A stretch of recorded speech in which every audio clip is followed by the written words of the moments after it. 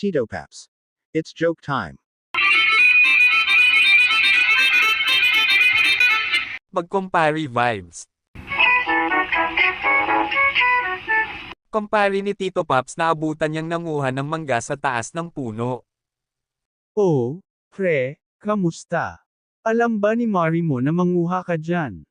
Nagulat ang kumpare niya sa biglaang tawag ni Tito Paps at muntik nang mahulog. Ay siya, nagulat naman ako sa'yo Tito Paps, nagpaalam naman ako ni Mari pre. Ah, okay, siya mag-ingat ka at baka mahulog ka dyan.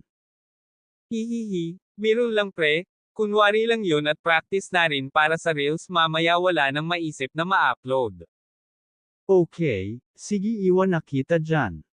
Biglang may kumulabog sa likod ni Tito Paps nang makahakbang siya ng 4 na beses. 3, 2 long.